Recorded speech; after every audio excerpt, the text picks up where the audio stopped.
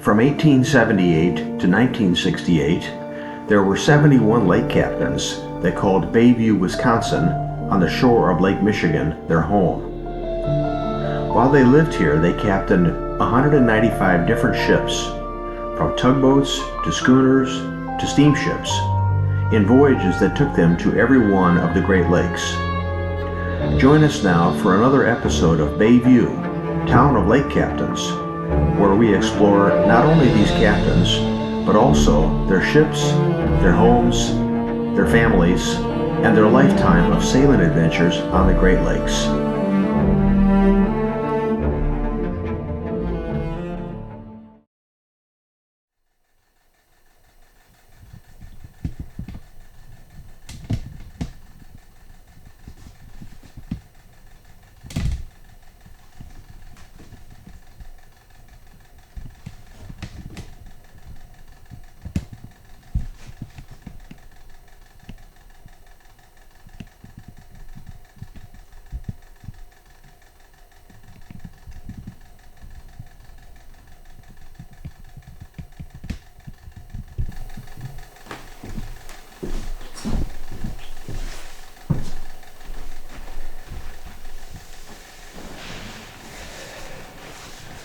Hello everyone, welcome back to another episode of Bayview, Town of Lake Captains, where we talk about the 71 different lake captains that once lived in Bayview, Wisconsin during the age of sail and steam from 1878 to 1968.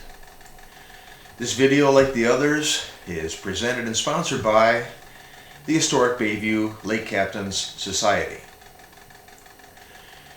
Now today's episode is not going to be about a lake captain, and it's about a piece of information I found while I was researching this house, and it's really, I think, something special.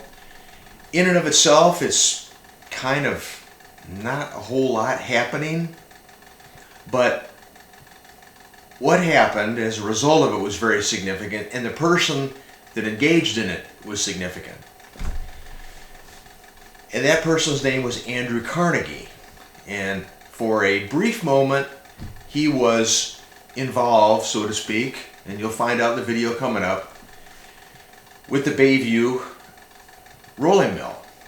And he was an acquaintance, possibly a friend, don't know that, with the president of the Bayview rolling mill, James J. Hagerman, who, as a result of Andrew Carnegie's advice, became a smashing success. And it's quite a story, his story. And Andrew Carnegie had something to do with it. So I thought I'd share it here. I don't believe it's been reported anywhere else.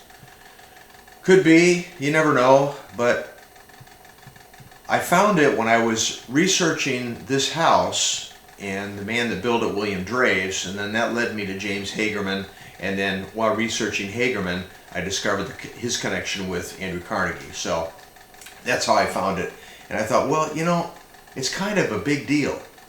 And so I'm reporting on this channel because I have a captive audience, you. So I hope you enjoy it. It's unique, and don't worry, there's another lake captain coming up soon, so stay tuned for that.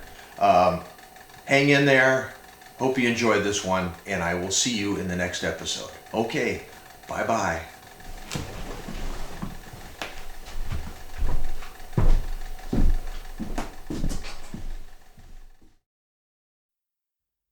Welcome to another installment of Bayview, Town of Lake Captains, where we discuss the lives of the 71 different lake captains that once lived in Bayview, Wisconsin, during the late 19th and early 20th centuries, in the age of sail and steam. This discussion will include their ships, their homes, their families, and their lifetime of sailing adventures on the Great Lakes. Today, we won't be discussing a Bayview lake captain, but rather an obscure, though important piece of Bayview history.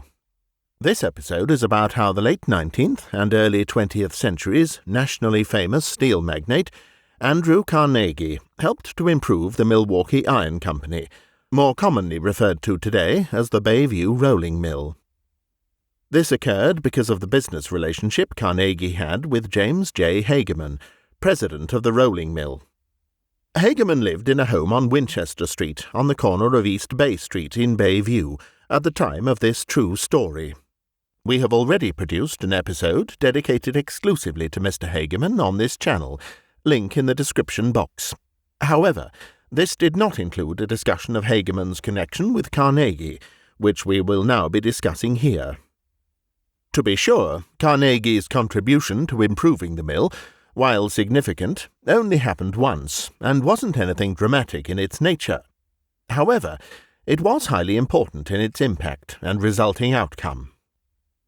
What Carnegie did was simply to provide advice to Hageman, as did other executives in the iron and steel manufacturing business of the time, when the rolling mill was experiencing financial problems and was being targeted for takeover by a competitor in Illinois. Carnegie's advice to Hageman not only solved the problems, it also ultimately turned Hageman into a legend. He went on to become a hugely successful railroad and mining tycoon out in Colorado and New Mexico. Without Carnegie's advice, Hageman would never have achieved such heights.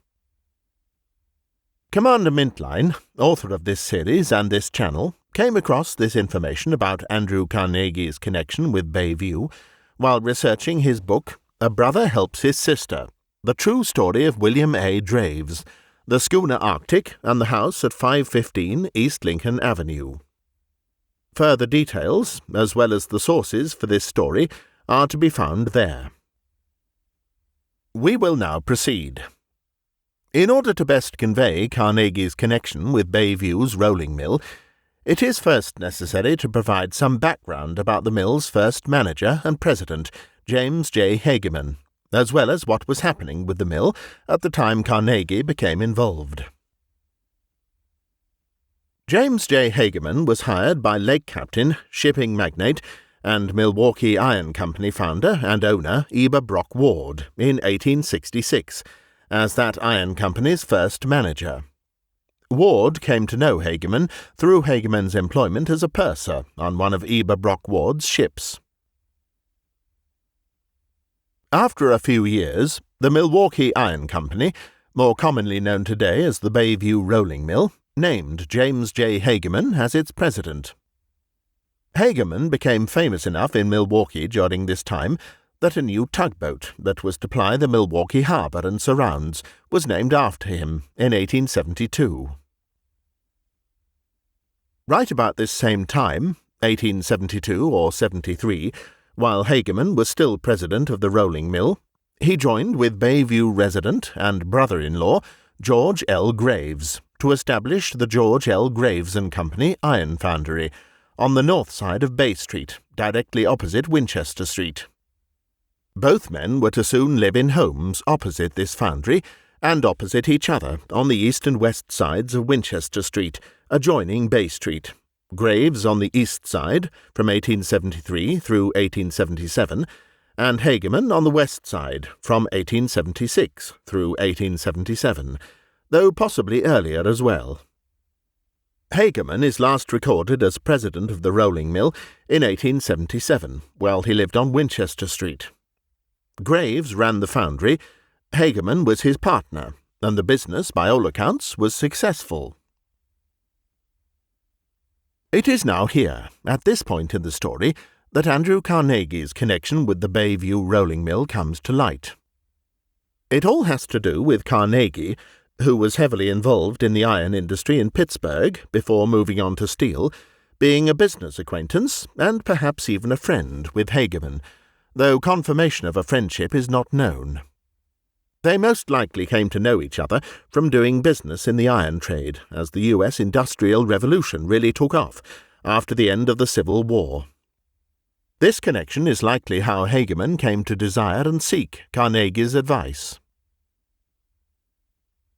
The fact that James J. Hageman had business dealings with Andrew Carnegie, one of the true giants of American capitalism, who became the world's wealthiest man at the peak of his career in 1901, is also illustrative of Hageman's status in the iron industry. Carnegie wasn't just any iron and steel company entrepreneur. He was the iron and steel company entrepreneur. He was the biggest there was, and for Bayview's James Hageman to be able to contact him for help and advice, and get it, was no small feat. Hageman is also documented having similar substantial connections with iron company owners and executives throughout the Great Lakes. Simply put, James J. Hageman got around. Hageman's selection to be the Bayview Rolling Mill's first manager and later president also speaks volumes of Eber Brock Ward, the founder of the mill.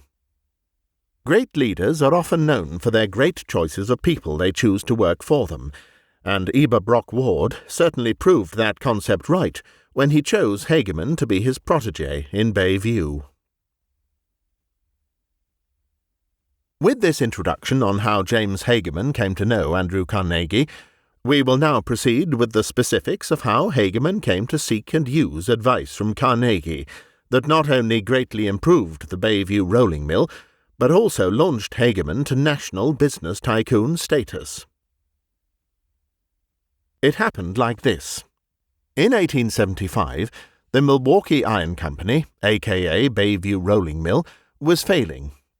Vultures from its competitor, the North Chicago Rolling Mills Company, were circling and waiting to pick it up for a song. Hageman, then still the mill's president, company founder Eber Brock Ward had recently died, needed help. Specifically, he needed sage advice to save the mill from being gobbled up for peanuts by his competitors in Chicago. So what did he do? He did what any sensible man would do. He contacted fellow business associates for help, advice, and ideas. One of these was a coal company executive in Cleveland. Another, perhaps most significantly, was Andrew Carnegie. What advice did Carnegie and the others give to Hageman? Simple. Create an investment pool to buy the rolling mill and provide the capital to make the changes and improvements necessary to make it profitable again. Wisely, Hageman took the advice. To do this, Hageman recruited his two brothers-in-law, George Graves and William H. Osborne, and one other friend, John H. Van Dyke, to become investors in this pool. Van Dyke 35%, Graves 10%, Osborne 5%, Hageman 50%, and the four of them then continue to operate the rolling mill with it. This arrangement proved so successful that they not only saved the Bayview rolling mill from collapse, it also gave them a substantial profit margin of $2.92 million in 2017 dollars, when they did finally sell it to the North Chicago Rolling Mills Company just 2 years later, in about late 1877. The final purchase price the Chicago group paid was $4 million more than they had planned on paying only 2 years before. With the rolling mill now sold, Hageman, Graves, Osborne, and Van Dyke divvied up the $2.92 million profit the four of them received from the sale. Based on the aforementioned investment pool percentage buy-in per above, Van Dyke 35%, Graves 10%, Osborne 5%, Hageman 50%, this profit distribution from the sale of the rolling mill would have been as follows in 2017 dollars. Van Dyke, $1.02 million. Graves, $292,000. Osborne, $146,000. And Hageman, $1.46 million. While we know the percentage each man contributed to set up the pool to buy the mill, we don't know the exact dollar amount represented by these percentages. However, based on the reporting, and especially Hageman's actions after the sale, which we'll discuss next, their profit was likely substantial. In 1878, the year after the sale of the mill, and armed with their massive profit from that sale, 3 of the 4 men, Hageman, Graves, and Osborne, created a new company that would become profoundly successful in Bayview, the Wisconsin Malleable Iron Company, on Bay Street, opposite and between Mound and Woodward Streets. This new company was essentially their already existing George L. Graves and Company foundry, merged with the Sevier and Harris Company foundry, also of Bayview on East Lincoln Avenue, which had recently been gutted by a major fire. The new money paid for not only the merger, but provided capital for its expansion. Hageman was named as its president, and he hired William A. Draves of Bayview, formerly the superintendent of the Sevier and Harris Company, and living at the corner of East Lincoln and South Howell Avenues, to be his first superintendent. Hageman and Graves also used the windfall from the sale of the Bayview rolling mill to create a second new company, the Menominee Mining Company, headquartered in Milwaukee. While the Wisconsin Malleable Iron Company would be extremely successful and ultimately become the nation's largest, it would be this mining company that would make both men rich beyond their wildest imaginations, literally overnight. Hageman was its president, and Graves was his partner. In 1879, just 2 years after selling the rolling mill, and just 1 year after opening Bayview's Wisconsin Malleable Iron Company on Bay Street, James J. Hageman's Menominee Mining Company struck it rich. It discovered the largest iron ore deposit in the USA, up in northern Wisconsin.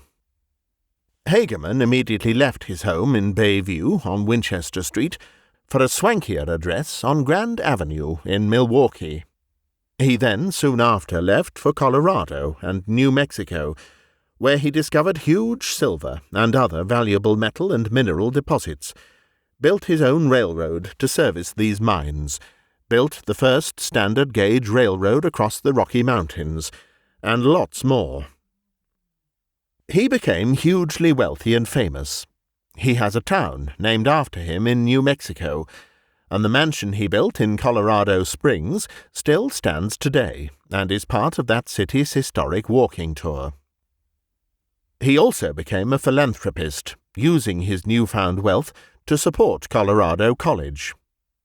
In 1889, Hageman Hall, a men's dormitory on the campus, was named after him.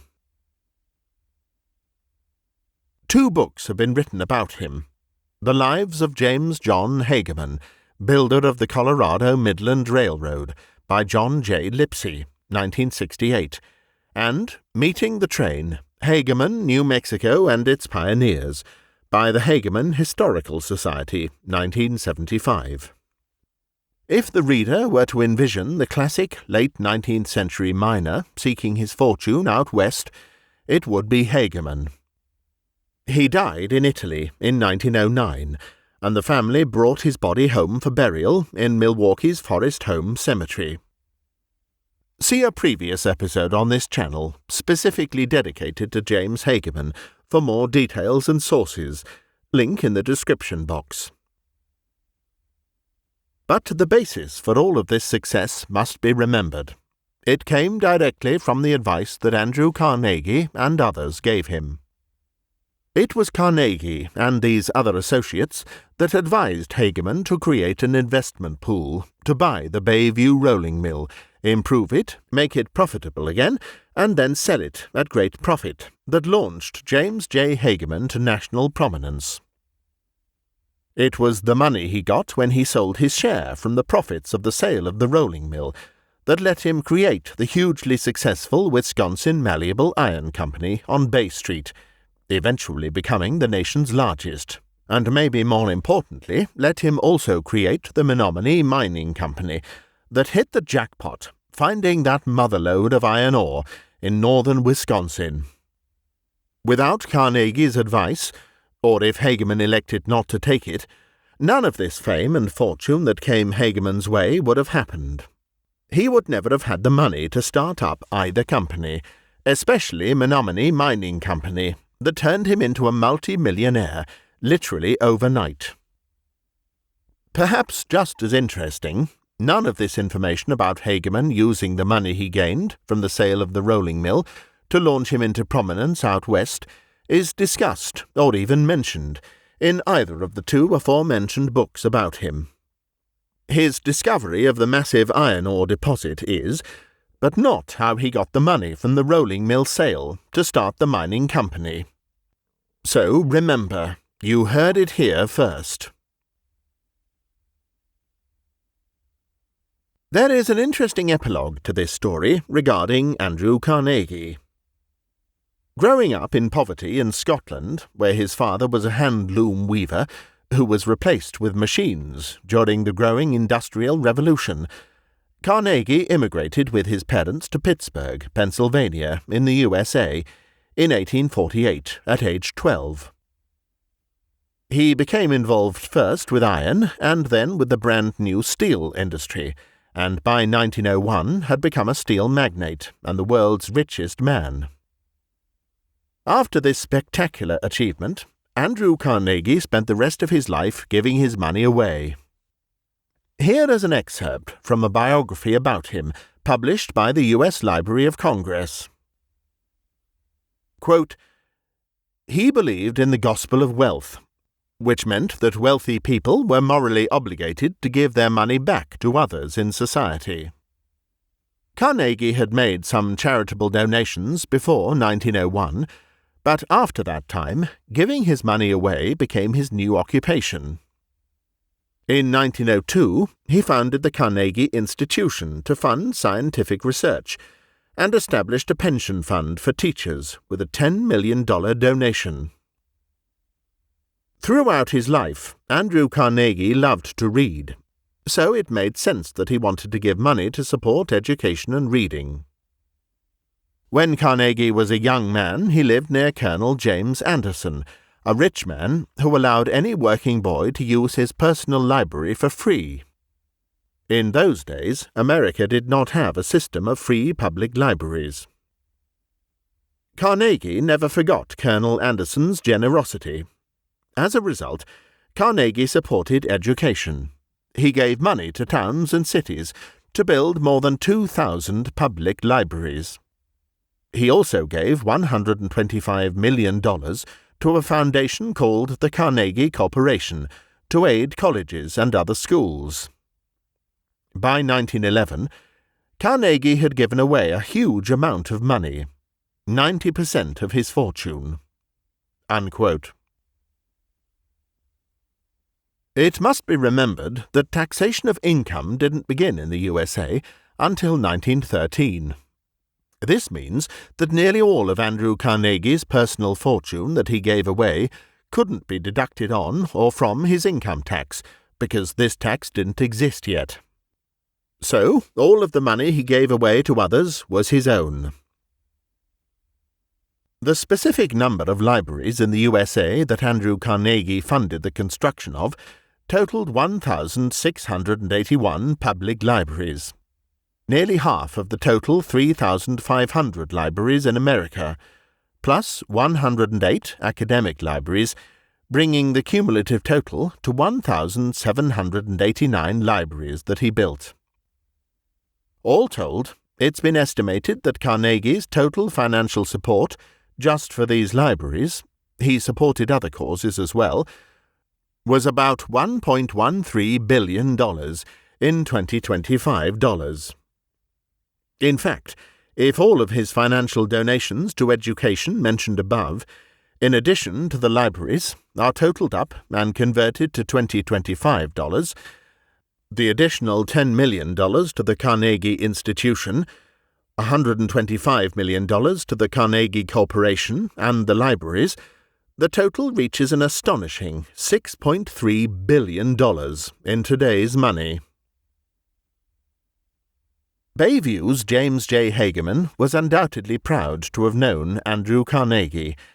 And don't forget, as mentioned previously, Hageman also did his part philanthropically through his financial support given to Colorado College. Finally, Here is something else to ponder about Andrew Carnegie and his business relationship with James Hageman. As has been previously reported on this channel, in 1902, the famous New York City financier J.P. Morgan purchased the Wisconsin Malleable Iron Company in Bayview. Andrew Carnegie was heavily connected with Morgan. Could it be possible that it was Carnegie that tipped off Morgan about Wisconsin Malleable's success due to his, Carnegie's, business dealings with James Hageman? Or maybe it was Hageman that tipped off Carnegie, that then tipped off Morgan. After all, James J. Hageman had built Wisconsin Malleable. He may have even still been its owner, though remotely. None of this would be surprising, especially given how things happened back then. Business dealings were often handled between acquaintances. In any event, this is certainly something interesting to ponder. Thanks for watching. This photograph isn't about Bayview or its lake captains, but it's from the same era of Great Lakes maritime history. We thought we'd close with it for enjoyment, as it captures the spirit of the era.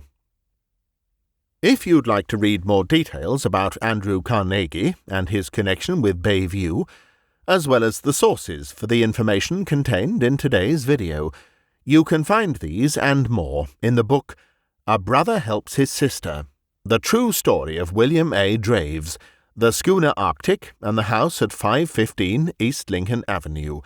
For sale now by individual volumes on both Amazon.com and HenschelHouseBooks.com. All proceeds from book sales go to support various maritime history projects related to Bayview's lake captains.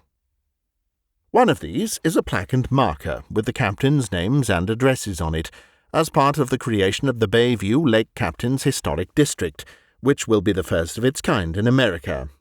If you would like to contribute to support these projects, to include this and other markers honouring Bayview's lake captains, with 100% of all donations and contributions in all forms going to support them, please consider contributing to us through the listings found on our website under the Contribute button, as well as in the end credits at the conclusion of this video. Note, we are not a 501c3, so contributions are not tax-deductible. If, for some reason, we are unable to secure these markers, then all funds donated to this site will be given as a cash donation to the museum ship SS City of Milwaukee in Manistee, Michigan. This is the only surviving intact ship that was once captained by a Bayview lake captain, and in its case was captained by at least 2, and likely 3, totaling over 20 years between them. Finally, we also have free self-guided walking tours of Bayview's 71 lake captains' homes, using only your phone. It's simple and easy.